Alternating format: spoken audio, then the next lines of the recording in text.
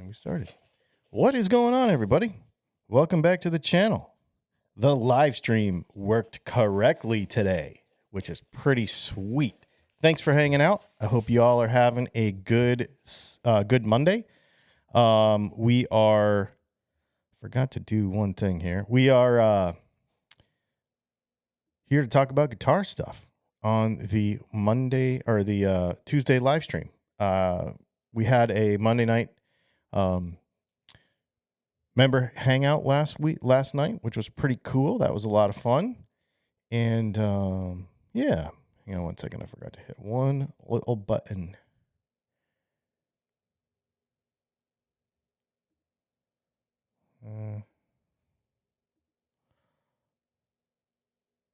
There's that, and then there is that. All right. Need to make sure we're working anyway. I guess we'll see when we look in the comment section. How about that?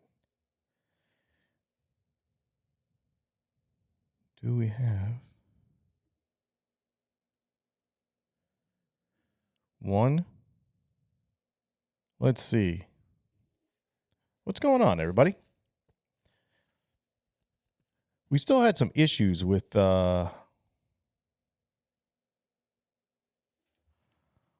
this deal.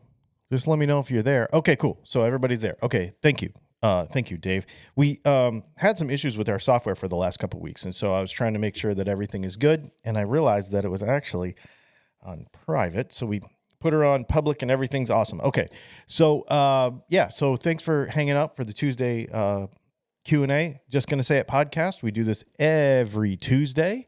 It's kind of a fun thing we do. Just sit here and talk about guitar stuff. Today, we're going to talk about the money grab.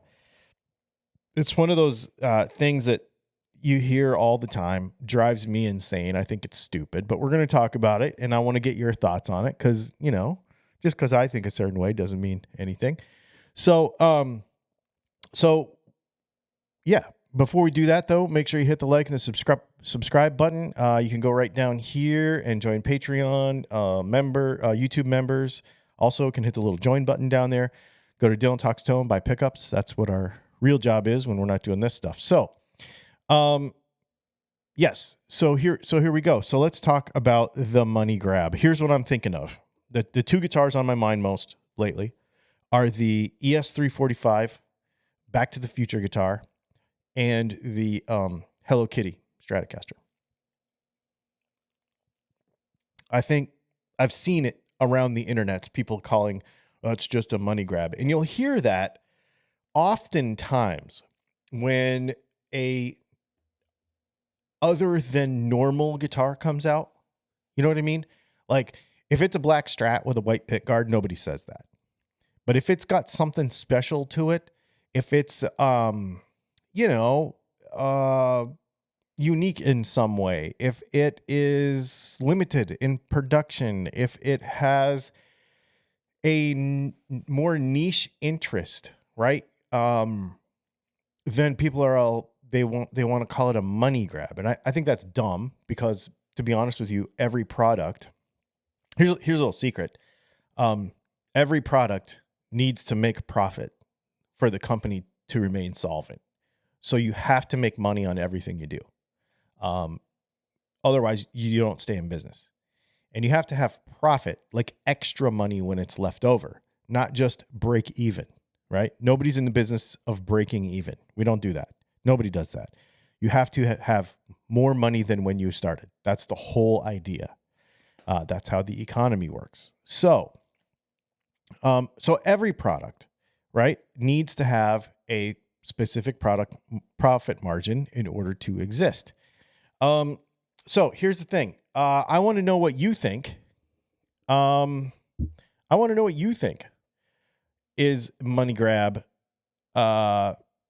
guitars. Ad free is Coolio. Thank you, Dave. If people want and purchase a product, then why hold it against the company who makes it and sells it? It makes no sense to me.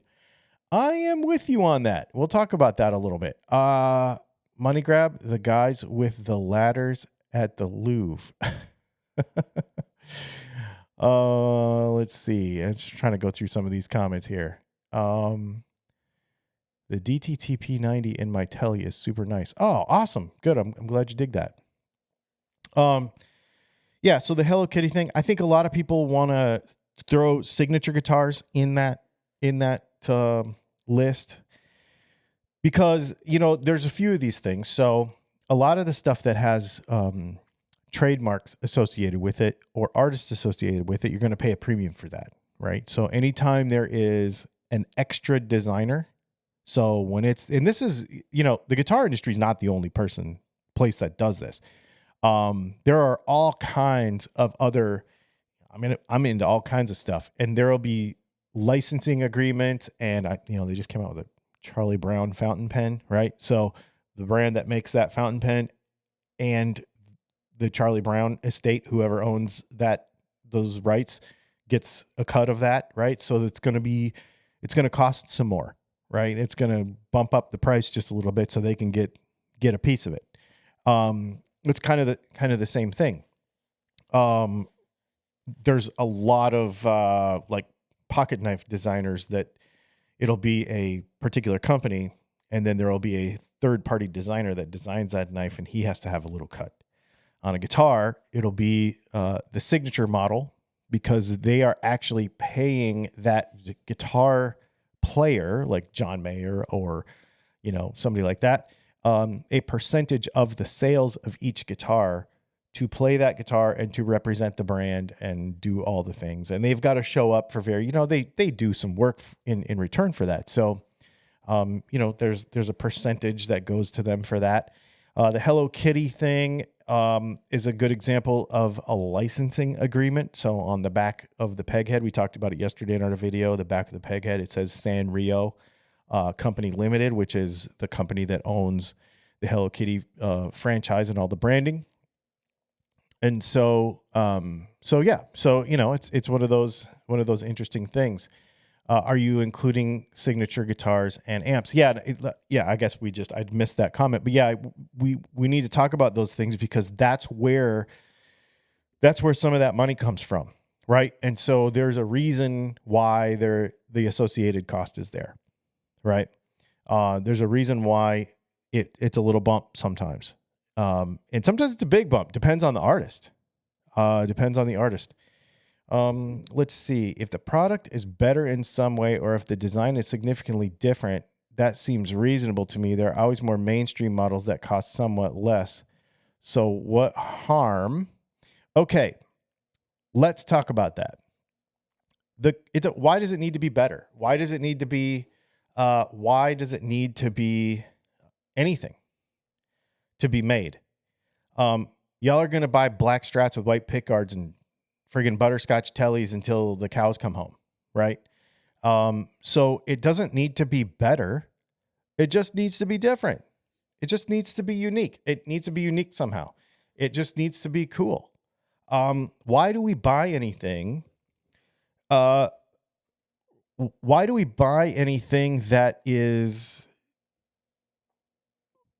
buy what you buy? Let me ask you that. So I personally will on purpose buy a product that doesn't look like what everybody else has. I want something that's more unique than the mainstream thing. And if it becomes it later, whatever, that's fine. If a bunch of people have them, that's totally cool. But my concept of what I want is I don't want a black Strat with a white pickguard or a Sunburst Strat with a white pick. I just don't. Everybody has that. I don't care about it. So there's always going to be people like me. Now, they're going to be fewer in number because we know the majority of you just want normal guitars. We know that. It's pretty easy to tell. But there's going to be a group of people in every interest area, right, that is going to say, you know what? I want that because it's different. The Hello Kitty guitar is an excellent example of that. For many reasons, a lot of people really like them. They're really cool. Or I think they are. And a lot of people think they're cool. That's why they sell out every time, right? And just because you don't like something doesn't mean that nobody does. Don't forget that, because this stuff sells out. The Back to the Future 345 sold out. Sold out. You can't get it. I mean, you might be able to track one down somewhere, but they're basically sold out, basically everywhere. There will always be more mainstream models that cost somewhat less. So this is an interesting one too. There's always somebody who says, well, yeah, but you can get this other guitar for cheaper. Sure, you can get any other guitar than the one I'm talking about right now. So if I'm talking about the ES345, Back to the Future thing, you could say, well, yeah, but you can get this other guitar. Sure, you can get any other guitar than the one I'm talking about. Who cares? It's not that one. Do you want that one? If you don't, then you don't want it. That's totally fine, but that doesn't mean it shouldn't exist, right? Well, I can buy a Affinity Squire, and it's way cheaper than the Hello Kitty guitar. I got a bunch of those comments on my video yesterday, and I'm like, yeah, but it's an Affinity Squire. This is way cooler than that. If you're into it, right?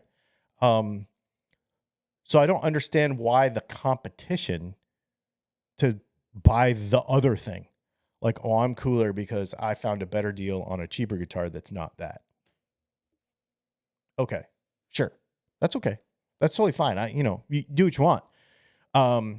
But there's always going to be people who want the cool thing. The things I buy solve problems and make me feel a higher level of fulfillment than I had before I got the thing. Okay, yeah, that's cool. I dig that a lot. I like something a little different too, like my Wilshire. Oh, yeah. Yep, excellent. I guess I have 2 signature amps. I like both artists associated with the amps. This is an important thing. You'll hear a lot of people say, well, I'll never play a guitar with somebody else's name on it. Well, you already are. Because every guitar that basically, Ibanez, not ESP, but Ibanez, Fender, Martin, right? These all have somebody else's name on them. They all have the designer's name on them, or some company, there's somebody else's name on it. And you say, well, no, I'm talking about the artist. The thing is why do you play guitar? What brought you to the guitar? It might be my dad played. It might be I heard a song. It might be whatever. But there are folks who are truly inspired and really enjoy particular artists. And they like being associated with them somehow. Right?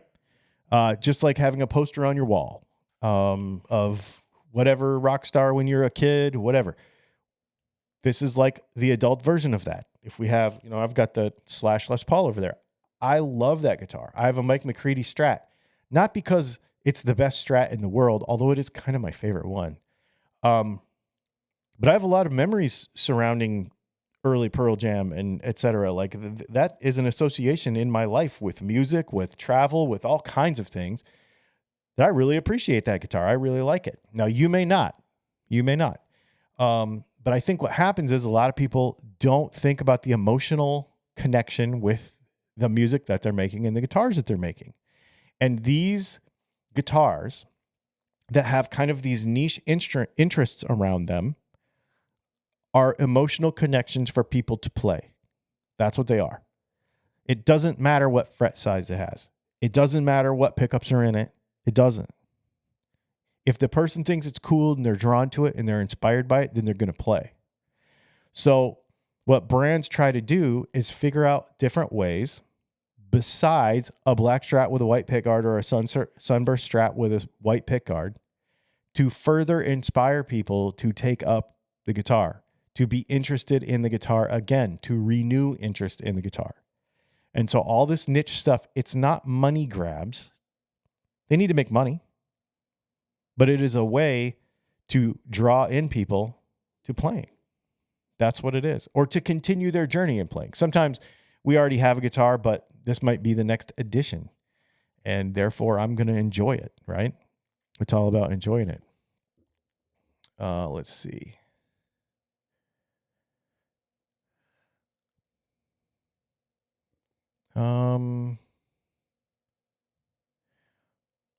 My dream guitar is a St. Vincent. Oh, yeah, that thing's rad. Those are neat.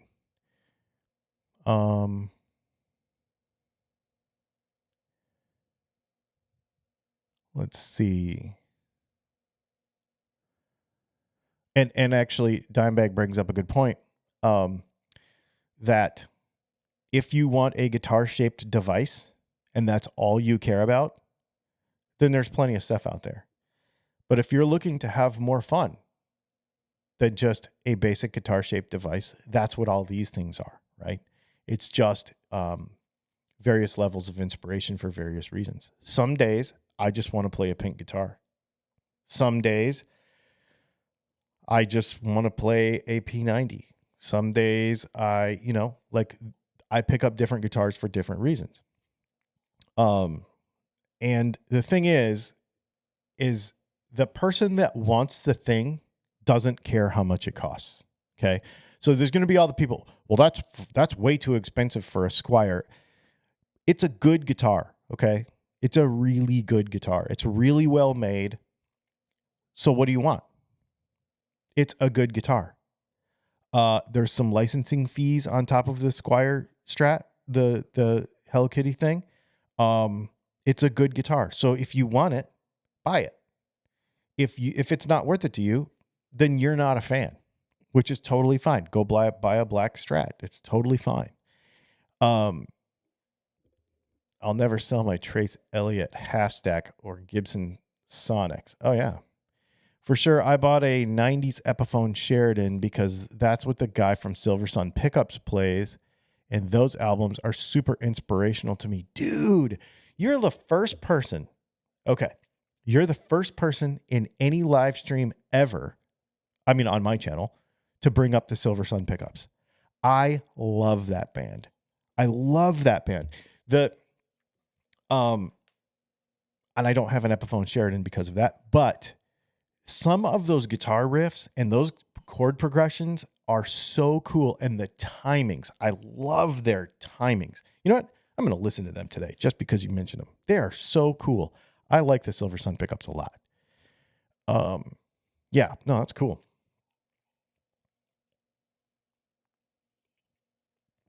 Let's see. What else did I bring up on here? The other thing too is that people just like stuff. I always say, this is something I think about a lot.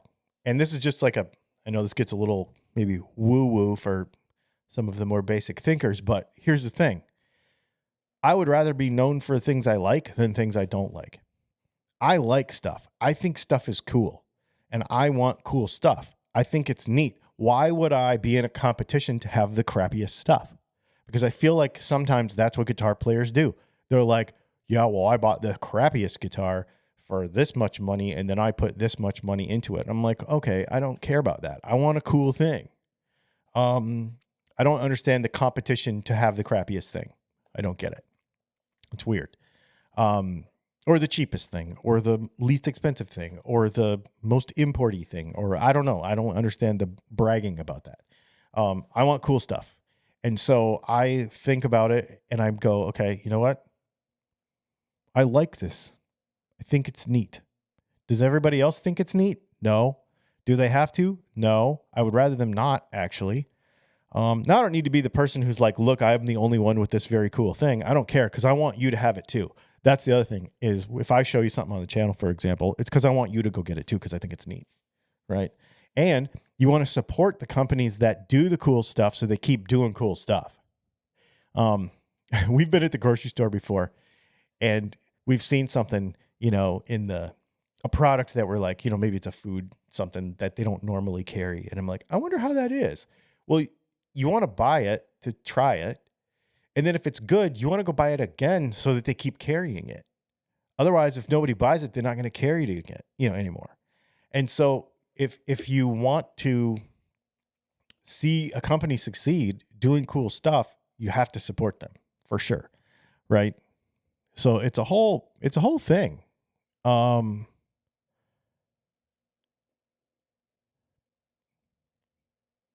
love them too. Not sure I'd ever bring it up here, but yeah, dude, Silver Sun pickups are rad. Here's what I'll tell you about that. A lot of people think guitar music and they're all of a sudden Allman Brothers and Led Zeppelin. And I don't care about that stuff. I mean, I like it. It's fine. Like, it's good. legendary status, place in history, blah blah blah blah blah, respect, all that. It's whatever. But you look at a band like them, and they did very sonically interesting things that were outside of your normal pentatonic blues scale and normal guitar tone. I want to do a video or a podcast. Actually, it's probably going to be next week, about all your favorite guitar tones, actually not your favorite guitar tone. Because if you listen to your favorite guitar song, it's not what you think it is. And so everybody's super impressed with, whatever. I don't want to hear Michelle ever again. I don't need to hear, whatever. There's all kinds of friggin' classic rock songs that I've just heard so many times. I'm just like, okay, it's fine. They're great. They're awesome. And when you break them down, you're like, oh my goodness, this guitar tone is great. And it really is. It's awesome.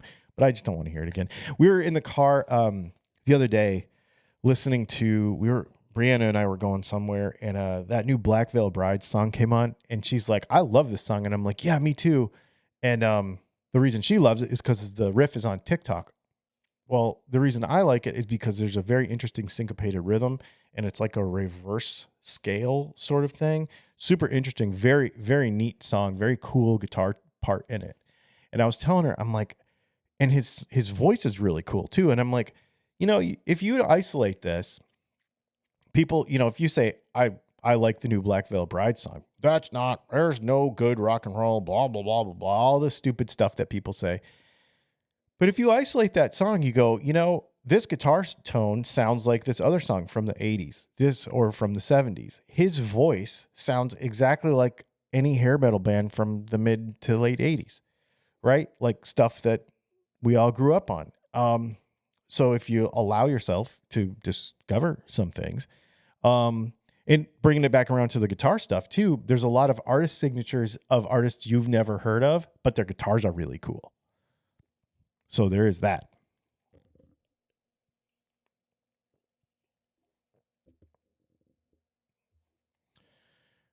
Let's see.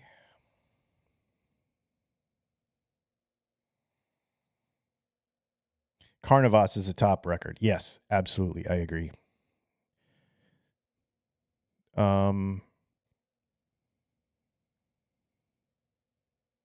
Yes. I think about simple players, like very simple guitar playing and timing. I think alternate other than 4/4 timing signatures are really interesting.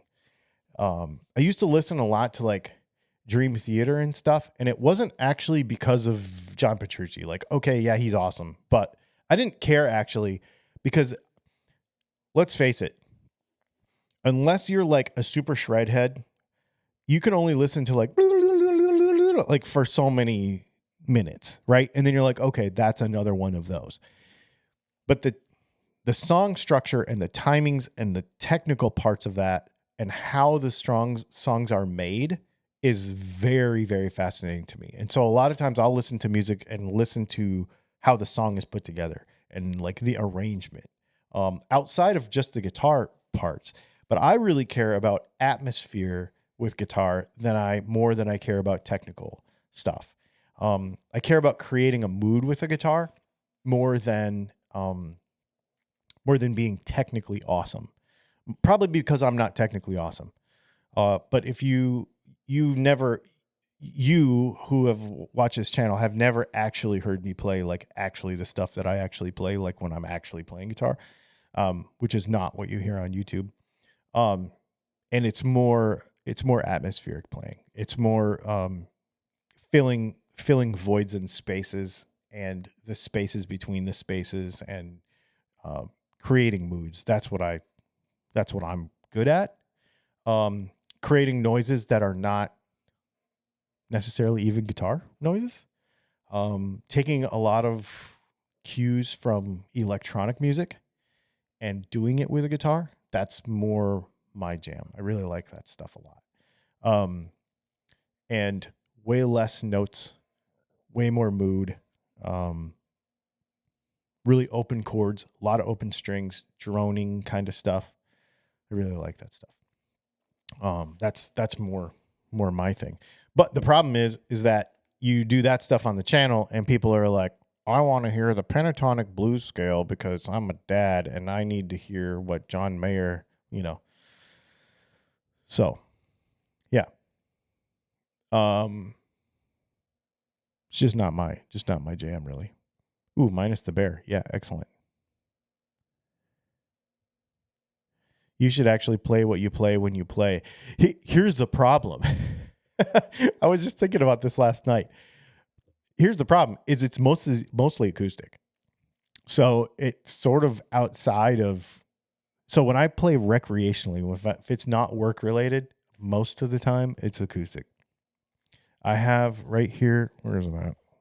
Sitting around here somewhere. Oh yeah, right there.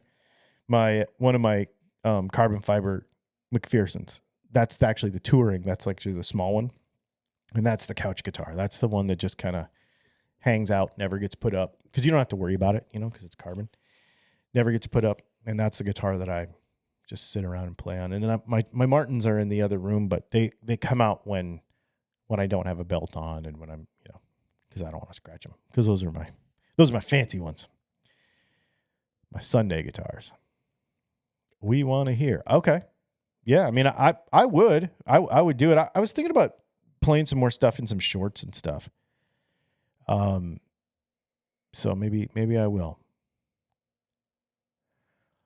Yeah, man. No, this is an interesting conversation though to talk about all this because I just think that it's helpful to put more of a positive outlook and viewpoint on the guitars that we see every day.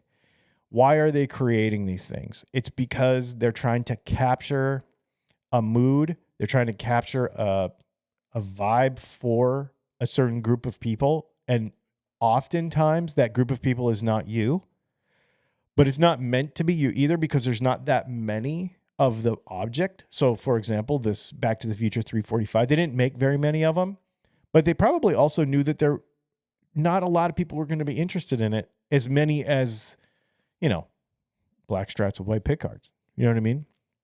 I don't know why. To be honest with you, this is an interesting thing to me. I think about it all the time. I don't know why guitar players conform so much because it seems counterintuitive to what rock and roll culture is. But it's like, well, that's the tradition, so that's what we're going to do. So butterscotch Tellys, sunburst Les Pauls, whatever. And then when you go to do something different, like put humbuckers in a Telecaster, everybody has a fit. I don't understand it because I'm way more punk rock than that. I want to bend it or break it. Like I want to, no rules. There shouldn't be any rules. This is creativity. So, and I love that about a lot of these kind of off the wall guitars, these quote unquote money grabs that people, that brands release, because that's really what they are. They're not money grabs as much as they are alternatives to the norm, if depending on how you look at it. And that's just my brain. I'm just like, I don't understand why guitar players are such conformists all the time. It's a weird one to me.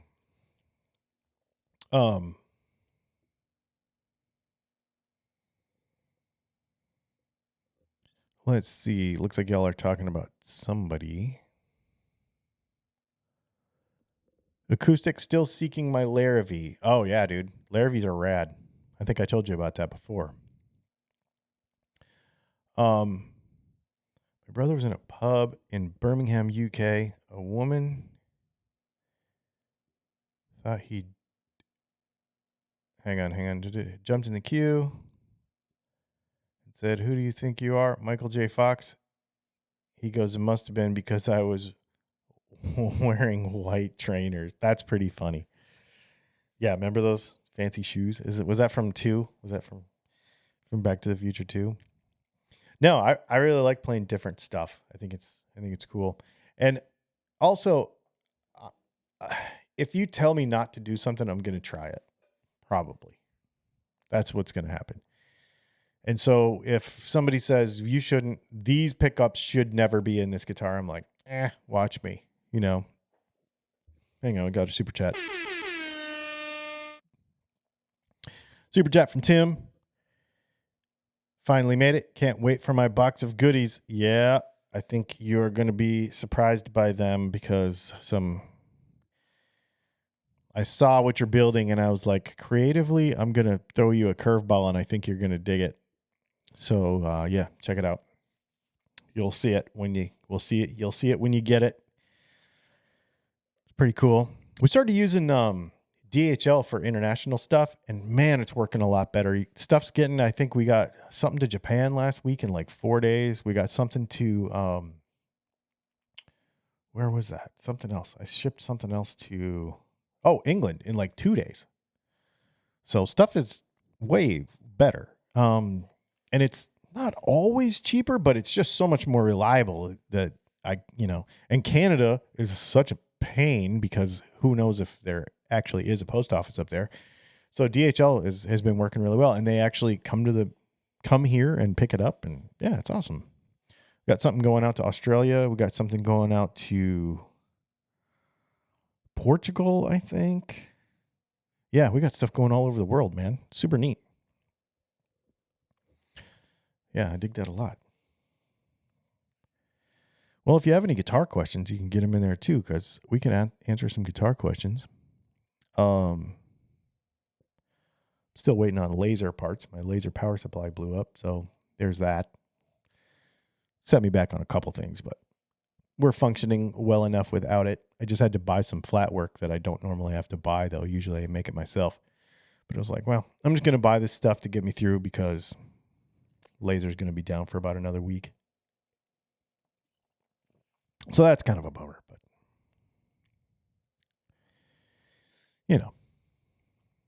we're making do. Me and Brianna in there making stuff, doing stuff. It's been super fun.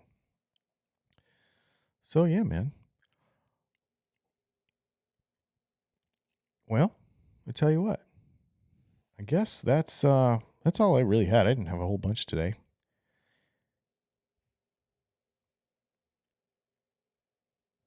So maybe I will call it a short day and you guys can have a good one. I appreciate everybody coming to listen. Question: have you considered making a sound hole acoustic pickup? I've considered it. I am not going to do it. The reason I'm not going to do it is because there are so many good ones already. I'm a big LR Baggs fan. I just think that takes an entirely different focus. Yeah. So there you go. Anyway, thanks for hanging out, you guys. This has been super fun, and we'll see you next week.